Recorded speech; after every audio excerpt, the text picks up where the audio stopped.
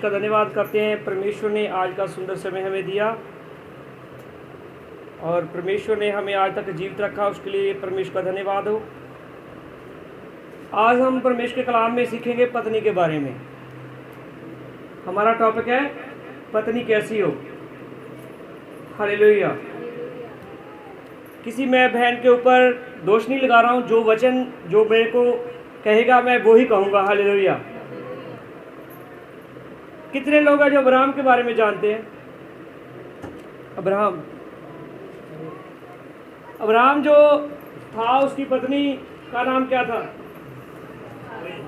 सारा। और सारा मालूम है अपने पति को क्या कहा करती थी? स्वामी कहा करती थी। ठीक है, हालेलुया।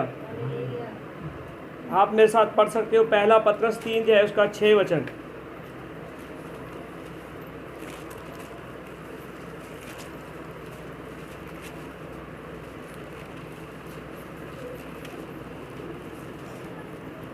और जैसे सारा अब्राहम की आज्ञा में रहती और उसे स्वामी कहती, और इसी प्रकार से तुम भी यदि भलाई करो तो किसी प्रकार के भय से भयभीत ना हो, तो उसकी बेटियां ठहरोगी। किसकी? परमेश्वर की। हालेलुया। आज मालूम है हम सोचते हैं, ठीक है, आज बहुत सी भाई बहन है वो सोचते हैं कि क्या है कि मेरा तो पति है वो अब्राहम के जैसा नहीं है। हालेलुया। कितनी बहनें सोचती हैं मेरा पति अब्राहम के जैसा नहीं है। नहीं, अब बोल नहीं रहे, जैसे सर जी बोल रहे थे ना कि शर्मो शर्मी नहीं बोलती है। और मैं आपको किसी के ऊपर दोष नहीं लगा रहा हूँ, मैं आपको बताना चाहता हूँ, अगर किसी बहन का पति अब्राहम के जैसा नहीं है तो हम भी सारा के जैसी नहीं है। हालेलुया। ठीक है, क्योंकि वचन जो है, वचन ही है जो हमें ताड़ता है, वचन ही है जो हमें बल देता है, वचन ही है जो हमें शिक्षा देता है, वचन ही है जो हमें ज्ञान देता है। हालेलुया। और आप मेरे साथ पढ़ सकते हो उत्पत्ति किताब उसका 18 अध्याय उसका 12 वचन। उत्पत्ति किताब 18 अध्याय उसका 12 वचन।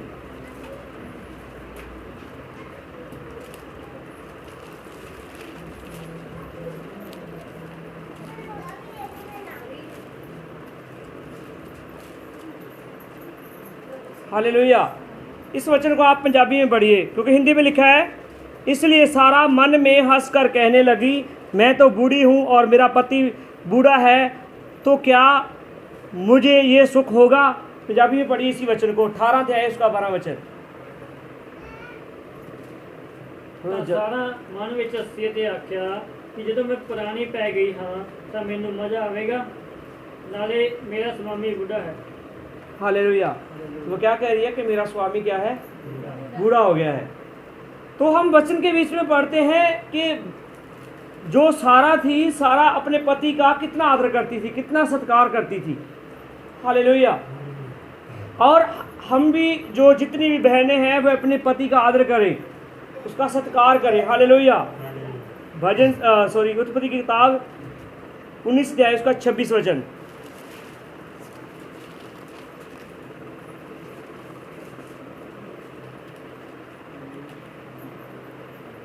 देखिए परमेश्वर कलाम में लिखा है, मैं बताना चाहता हूं, जब कोई वचन जहां अपने पति की आज्ञा को तोड़ता है तो उसके साथ क्या होता है। हालेलुया। जब परमेश्वर के स्वर्गदूत जो है सदूम और अमूरा में आए तो उन्हें बहुत जल्दी करके कहा कि तुम इस नगर से बाहर निकल जाओ, क्योंकि हमें इसे नष्ट करने पर है। परंतु उन्होंने फिर भी बहुत सी देरी की। रात में जब इस वचन को रीड कर रहा था तो मैं देख रहा था कि जो है लूत की बेटियां थी, उनके लिए जो जिनके साथ उनकी मंगनी हुई थी, उनके पास भी लूत गया था कि तुम इस नगर को छोड़कर चले जाओ, क्योंकि ये नगर क्या है? नाश होने पर है, नष्ट होने पर है। परंतु उन्होंने इसकी बात को मानने की बजाय उन्होंने इसका ठट्ठों में डाया उसे। और परमेश्वर के स्वर्गदूतों ने उन्हें कहा था कि जब हम इस नगर को नाश करेंगे और तुम क्या है पीछे मुड़कर मत देखना। और लूत की पत्नी ने क्या किया? लूत की पत्नी ने जो उसके पीछे की दृष्टि फेर कर पीछे की ओर देखा और वह नमक का खंबा बन गए। मतलब जब हम किसी हमारा पति जा हमारा बाप, हमारा पिता जो हमें आज्ञा देता है, जहाँ परमेश्वर का कलाम हमें आज्ञा देता है और हम उस आज्ञा को पूरा नहीं करते, उस आज्ञा को तोड़ते हैं, तो हमारा क्या होगा? हमारा नुकसान होगा। हालेलुया। तो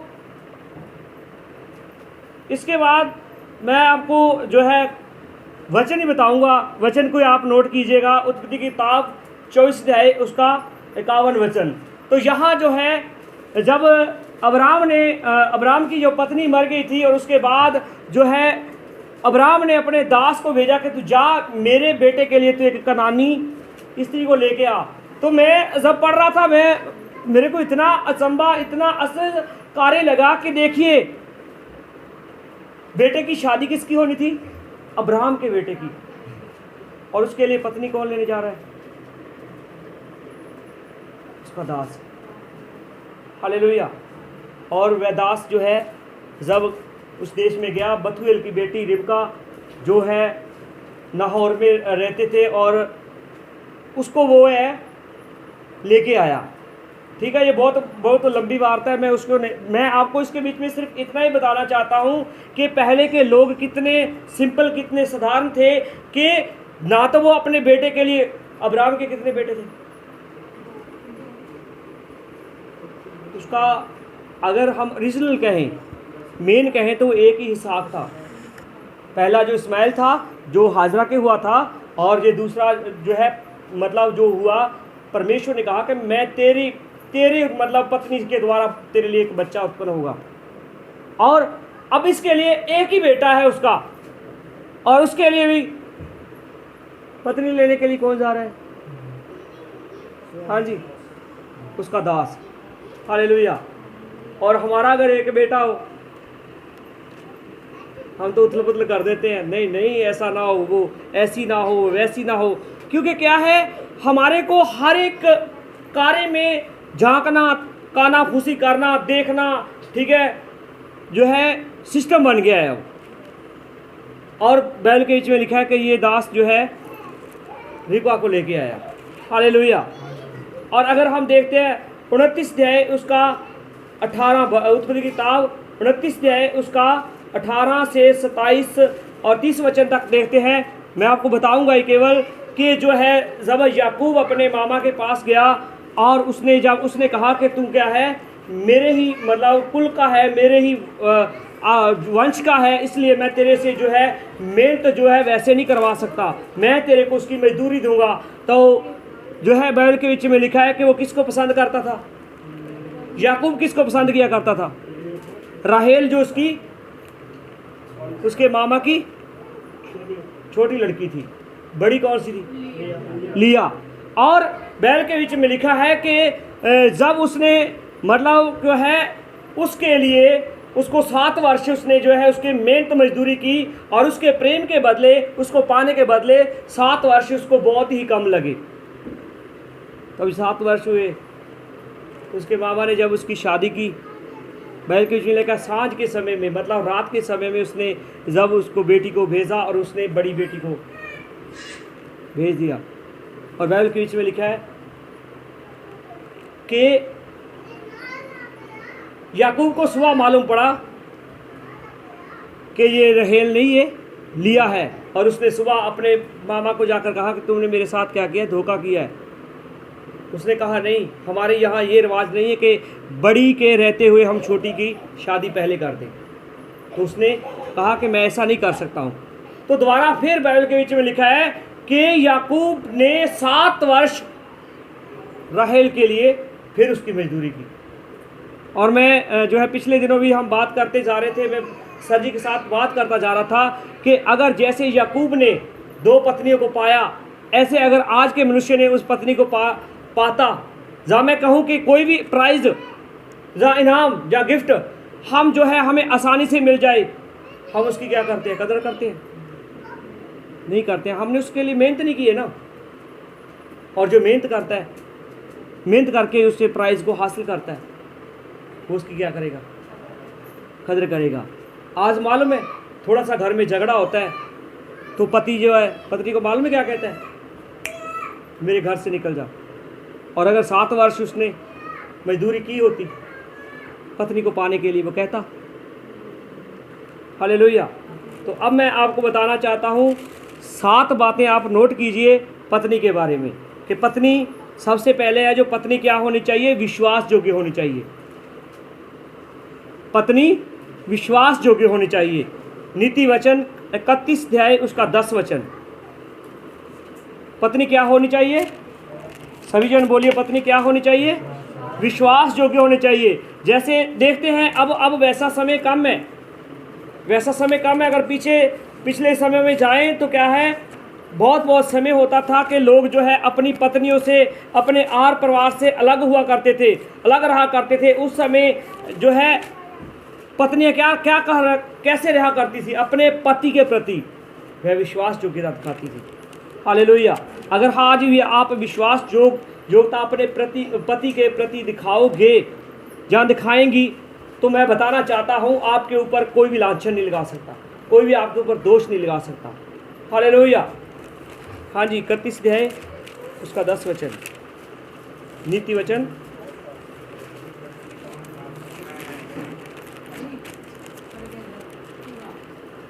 दस वचन में लिखा है, भली पत्नी कौन पा सकता है, क्योंकि उसका मूल्य मूंगों से भी बहुत अधिक है, और उसके पति के मन में उसके प्रति विश्वास है। किसके प्रति? अपने पति के प्रति। हालेलुया। क्या है, मैं बताना चाहता हूँ, जब कोई भी बहन की शादी होती है, और जब क्या है उसके परिवार में चाहे सारे सदस्य घर में आ जाए, और जो बहन जब तक उसका पति नहीं आता है उसके चेहरे पर रौनक नहीं आती है, उसके चेहरे पर हंसी नहीं आती है, खुशी नहीं आती है, वो डरी सी सहमी सी रहती है घर में। जब उसका पति आता है उसको चाह होता है, उसको आनंद होता है। हालेलुया। और ये होना भी चाहिए, क्योंकि अगर वो पत्नी अपने पति के प्रति विश्वास योग्य है तो उसके जीवन में ये बात होगी। अगर वो अपने पति के प्रति विश्वास योग्य नहीं है तो उसको कोई फर्क नहीं पड़ेगा उसका पति आया है या नहीं आया है। हालेलुया। पहला पत्रस 3 अध्याय उसका 1 से 3 वचन।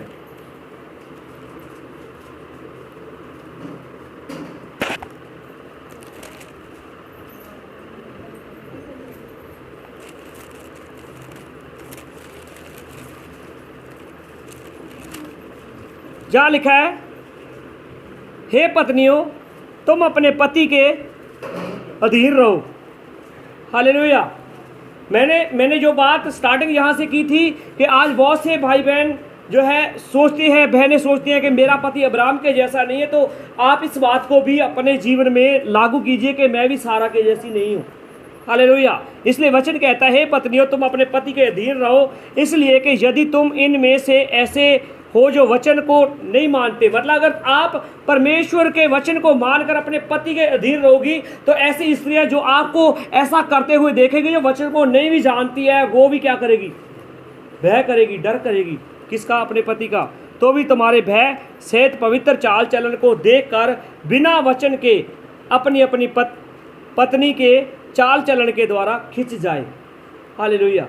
मतलब अगर हम पति पत्नी हैं और हमारे घर के बीच में हर रोज़ झगड़ा होता है, तो हमारे पड़ोसी है जो हमारे को खींचकर मसीह में आ जाएंगे? कभी नहीं हो सकता। और आगे लिखा है, तुम्हारा श्रृंगार दिखावटी ना हो, अर्थात बाल गूंथना और सोने के गहने या भांति भांति के कपड़े पहनना। हालेलुया। आप इस चैप्टर को घर में जाके पढ़िएगा, आपको मालूम पड़ेगा। हालेलुया। क्या है? हमारा परमेश्वर वह परमेश्वर है जो हमें केवल देने का वादा नहीं करता, वो हमें देता भी है। हालेलुया। और जो आप इस जो है चैप्टर को घर में जाके पढ़ोगे, पत्रस अपनी जो है इस पत्री के बीच में, इस लेटर के बीच में लिखता है कि अगर पति और पत्नी दोनों के बीच में अनबन है तो हमारी प्रार्थनाएं क्या हो जाएंगी? रुक जाएंगी। हालेलुया। हमारी प्रार्थनाएं रुक जाएंगी। हम चाहते हैं कि हमारी प्रार्थनाएं रुकें, इसलिए पति पत्नी के बीच में अगर पति आपको कुछ कह भी देता है तो आप उसको सह लीजिए, और जिस समय पत्नी कहती है पति सह ले। हालेलुया। और आगे जो है, सबसे पहले मैंने पहला टॉपिक बताया था कि जो है पत्नी विश्वास योग्य होनी चाहिए, और दूसरा है आदर करने वाली होनी चाहिए। हालेलुया। अगर पत्नी अपने पति का आदर करेगी, उसका कोई निरादर नहीं कर सकता। हालेलुया। क्योंकि पत्नी ये अवसर देती है किसको? और लोगों को भी। क्या करती है? पत्नी अवसर देती है और लोगों को भी ये कि इसकी निंदा करे। हालेलुया। और अगर पत्नी, मैं बताना चाहता हूं, अगर पत्नी अपने पति के साथ और पति अपनी पत्नी के साथ ठहर जाए, कोई भी मनुष्य उसके ऊपर दोष नहीं लगा सकता, कोई भी मनुष्य उसे दोषी नहीं ठहरा सकता, क्योंकि वह एक दूसरे का क्या करेंगे? आदर करेंगे। हालेलुया। अवश्य की पत्री 5 अध्याय उसका 22 से 23 वचन।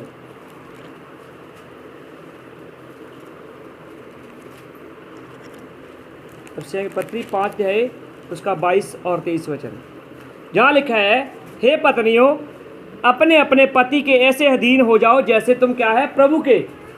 मतलब अगर हम चाहते हैं कि मैं आसान भाषा में कहूँ, अगर आपने प्रभु को खुश करना है तो आप सबसे पहले किसको खुश कीजिए? अपने पति को। हालेलुया। और आगे लिखा है कि जैसे मतलब हम प्रभु के अधीन हैं, वैसे अपने पति के अधीन हो जाएं, क्योंकि पति पत्नी का सिर है, जैसे मसीह कलीसिया का सिर है और स्वयं ही देह का उद्धार करता है। हालेलुया। मतलब क्या कह रहा है कि जो पति का सिर है वो तो मसीह का है, और जो पत्नी का सिर है वो अपने पति का है। हालेलुया।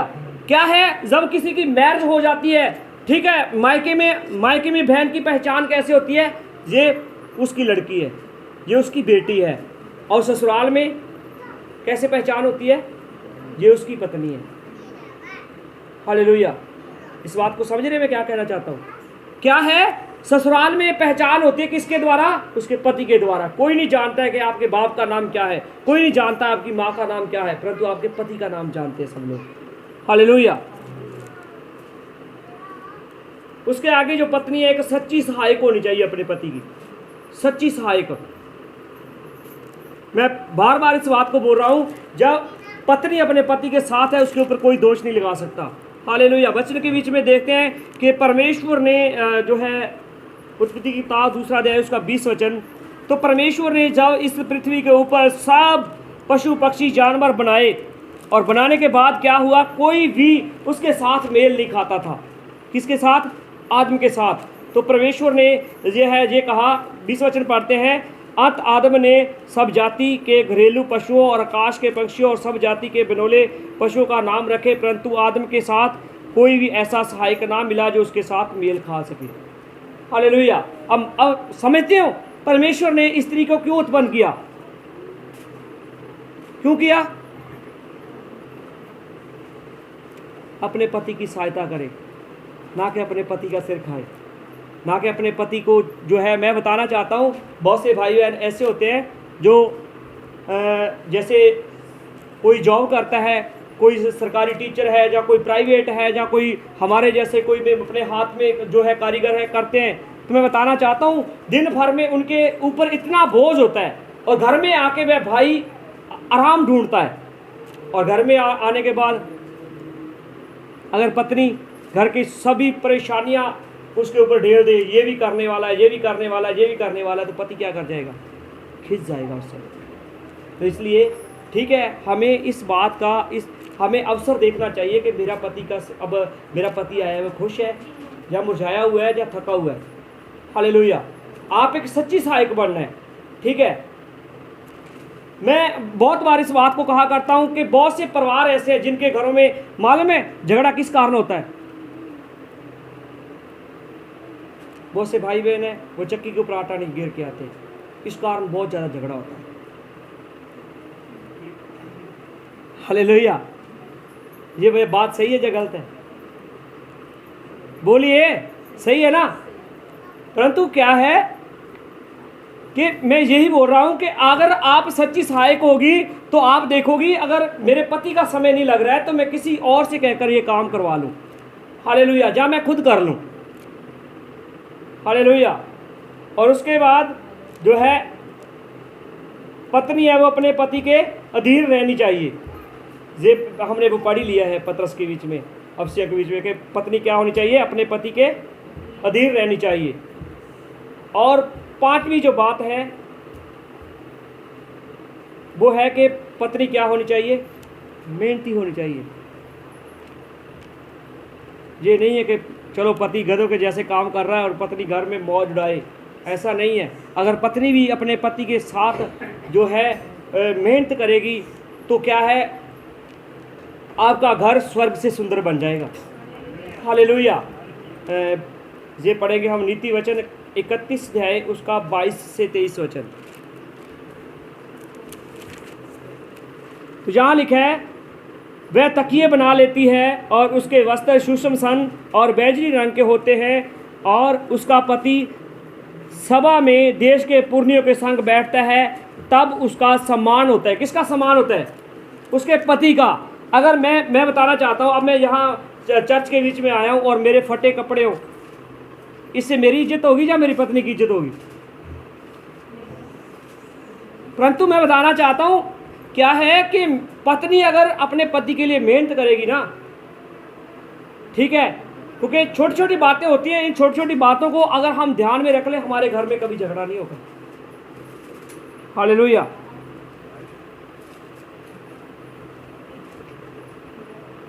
जो है नीति वचन 31 अध्याय उसका 16 और 18 वचन पढ़िए। 16 और 18।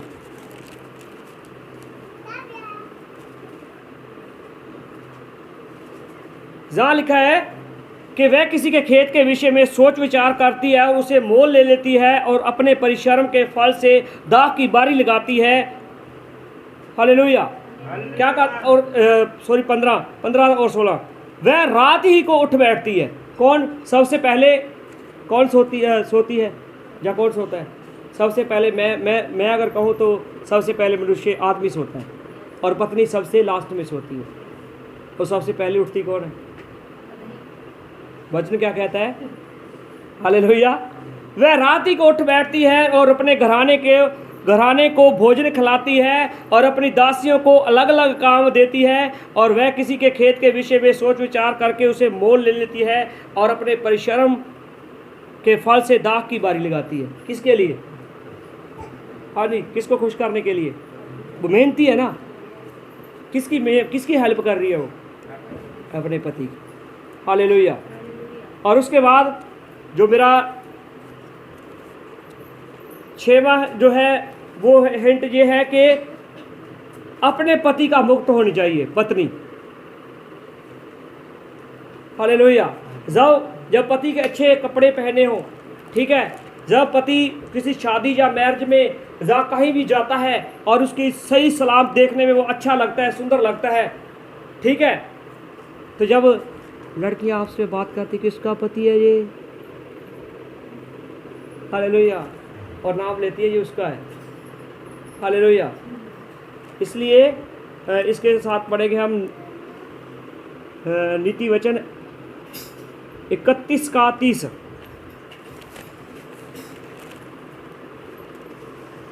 शोभा तो झूठी और सुंदरता व्यर्थ है, परंतु जो स्त्री यहोवा का भय मानती है उसकी प्रशंसा की जाएगी। हालेलुया। पत्नी किसका भय मानती हो?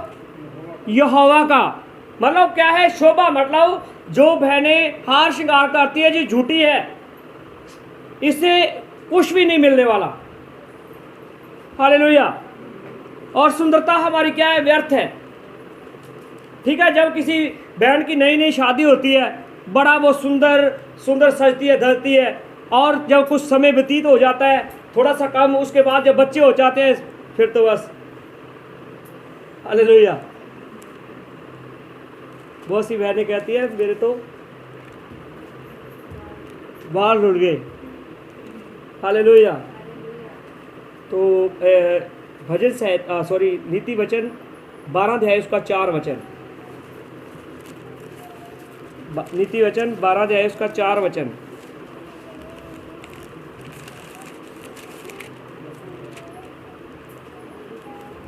भली स्त्री अपने पति का मुकुट है। हालेलुया।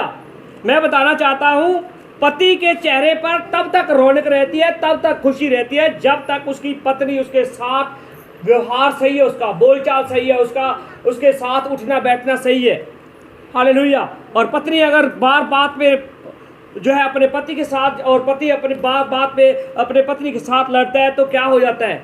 वो आगे लिखा है, ठीक है। यहाँ लिखा है भली स्त्री अपने पति का मुक्त है, पर जो लज्जा के काम करती है मानो वह उसकी हड्डियों के सड़ने का कारण होती है। बहुत से भाई बहन देखते हैं ना, जब उनकी शादी हुई थी ऐसे होते हैं, ठीक है, बहुत, ठीक है, और जब शादी हुए को 2 वर्ष हो जाते हैं ऐसे हो जाते हैं, उसकी हड्डियों का साड़ा है। हालेलुया। तो हमें कैसा होना चाहिए? अपने पति का मुक्त होना चाहिए। हालेलुया। और आगे धन के विषय में बुद्धिमान होनी चाहिए। क्या है अब ये बात, जो लास्ट पॉइंट है ये बहुत इंपॉर्टेंट है, ठीक है। पति दिन भर कमाता है, ठीक है, उसको मैं किसी के बारे में नहीं, मैं अपने बारे में कहूँ, बहुत बार तो ऐसा होता है कि हम घर से खाना लेके जाते हैं, वह खाना खाने की फुर्सत नहीं होती, घर के बीच में खाना वैसे लौट आता है। और अगर पति ने तो भाई दिन भर का खाना भी नहीं खाया, और पत्नी है जो पीछे से, चलो आज तो इतने मेरे पास, बस मेरा पति दे के गया, जब वो घर में आए उससे पहले उड़ा दो। आज तो बहुत जो आज तो सिस्टम ही बड़ा आसान हो गया, घर से जाने की आवश्यकता नहीं है, ऑनलाइन आप जो है ऑर्डर करो, घर बैठे आपकी चीज़ आ जाएगी। हालेलुया। तो पत्नी जो है धन के विषय में क्या होनी चाहिए? बुद्धिमान होनी चाहिए। हालेलुया। ये नीति वचन 31 का 18, 31 का 18।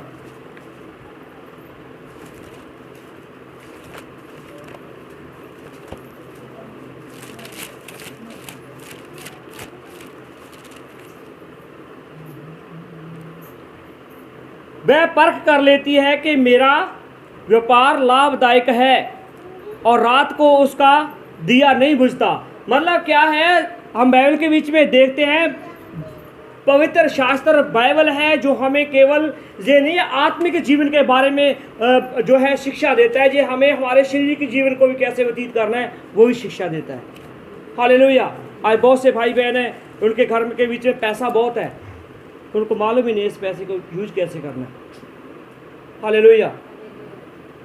पत्नी कैसी होनी चाहिए? वह परख लेती है कि मेरा व्यापार लाभदायक है और रात को उसका दिया नहीं बुझता। हालेलुया। नीति वचन 14 अध्याय उसका 1 वचन।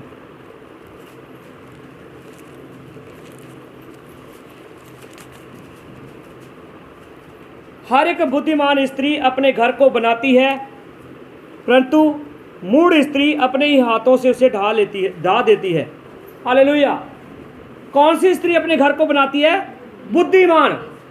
बुद्धिमान स्त्री अपने घर को बनाती है, परंतु जो मूढ़ स्त्री, मूर्खनी स्त्री, वो क्या करती है? अपने हाथों से अपने घर को ढा देती है। तो इसलिए हमें ऐसी मतलब कोई अगर आपके बीच में लगता है कि मेरे बीच में ये कमी है, ठीक है, आप अपने पति के सामने मानिए कि मैंने ये गलती की है, ये मिस्टेक की है। हालेलुया। और मेरे ये 7 हिंट थे, और मैं एक लास्ट में आपको एक बात और बताना चाहता हूँ। एक ऐसी स्त्री होती है बक बक करने वाली, होती है कि नहीं होती है? 9 अध्याय नीति वचन 9 अध्याय उसका 13 वचन। मूर्खनी स्त्री बकबक करने वाली है और वह भोली है और कुछ नहीं जानती। मैं बताना चाहता हूँ, बहुत से भाई बहन ऐसे होते हैं जो उनके घर का, अपने घर का सारे का सारा पर्सनल मैटर है, वो लोगों के सामने इसको सुना दिया, उसको सुना दिया, उसको सुना दिया, वाह रे बहुत अच्छा प्रचार कर रही हो। ऐसा नहीं होना चाहिए। जो बात हम अपने आस पड़ोस से करने वाली हो उस बात को कीजिए, जो बात आपने किसी को नहीं कहनी है उसको रोक के रखिए। हालेलुया। सो परमेश्वर आपको इन वचनों पर ज़रा आशीष दे। सभी को जय मसीह की। मैं आशा करता हूँ कि जो कुछ आज आपको जो परमेश्वर के कलाम से हमने सीखा या सिखाया, ठीक है, हम इसके ऊपर क्या करेंगे? मनन करेंगे और इसके अनुसार हम अपने जीवन को व्यतीत करेंगे। सो सभी को जय मसीह की। God bless.